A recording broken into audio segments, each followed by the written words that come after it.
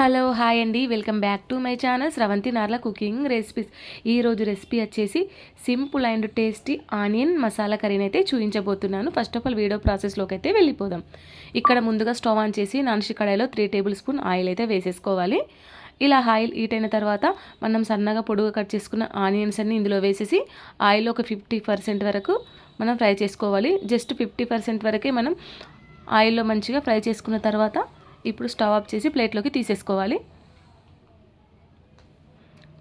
ఇప్పుడు ఇదే నాన్స్టిక్ కడాయిలో 2 టేబుల్ స్పూన్ ఆయిల్ వేసుకొని ఇలా ఆయిల్ హీట్ అయిన తర్వాత 1 స్పూన్ జీరా 1 స్పూన్ ఆవాలు వేసి ఇవి బాగా చిటపటలాడేంత వరకు ఫ్రై అయిపోయిన తర్వాత మనం ఇలా సన్నగా చాప్ చేసిన ఆనియన్స్ అయితే ఇందులో వేసుకోవాలి.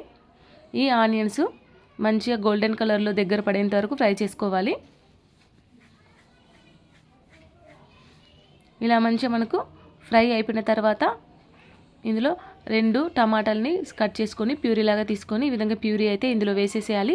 ఈ టమాటాలు పచ్చి వాసన పోయేంత వరకు మనకు ఆయిల్ బయటికి వచ్చేంత వరకు మనం మంటను సిమ్లో పెట్టి కలుపుతూనే ఉండాలి. చూడండి, ఇలా ఆయిల్ పైకి తేలినప్పుడు ఇందులో 1 స్పూన్ పసుపు,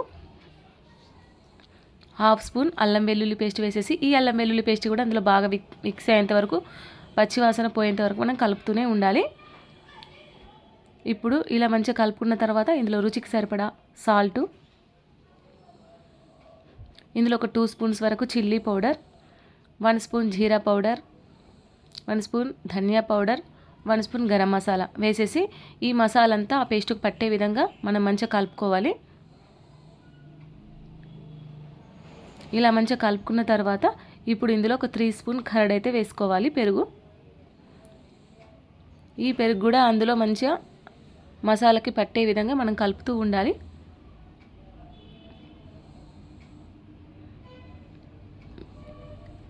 ఇది మంచిగా గ్రేవీ లాగా వచ్చింది కదా, ఇప్పుడు దీంట్లో నుంచి ఆయిల్ మంచిగా బయటికి వచ్చేంత వరకు మనం కలుపుతూ ఉండాలి. ఇప్పుడు ఇందులో కొద్దిగా ఒక 3 స్పూన్ వరకు అయితే వాటర్ యాడ్ చేసుకోవాలి. వాటర్ యాడ్ చేసి మరొకసారి అయితే కలుపుకోవాలి. ఇక్కడ మనకు సాల్ట్ గిన్నె పడితే అనిపిస్తే చెక్ చేసుకొని వేసుకోవచ్చు. ఇప్పుడు ఇందులో మనం ఇంతకుముందు ఫ్రై చేసిన ఆనియన్స్ని అయితే ఇందులో వేసేసుకొని ఈ ఆనియన్స్కి ఆ మసాలా పట్టే విధంగా మనం ఒకసారి బాగా మిక్స్ అయ్యేంత వరకు అయితే కలుపుకోవాలి.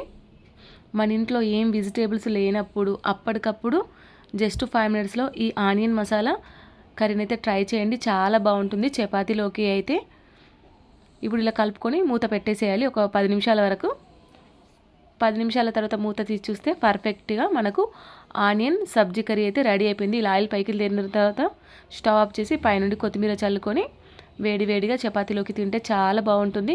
మార్నింగ్ ఏ హడావిడి లేకుండా జస్ట్ 10 మినిట్స్లో మనకి ఆనియన్ సబ్జీని అయితే ప్రిపేర్ చేసేసుకోవచ్చు.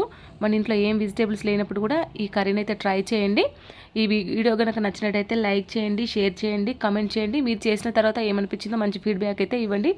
ఎవరైతే మన ఛానల్ని సబ్స్క్రైబ్ చేసుకోకపోతే ప్లీజ్ మన ఛానల్ని సబ్స్క్రైబ్ చేసుకోండి. అలా చేసుకోవడం వల్ల నోటిఫికేషన్స్ అన్నీ మీకైతే వస్తాయి. బాయ్.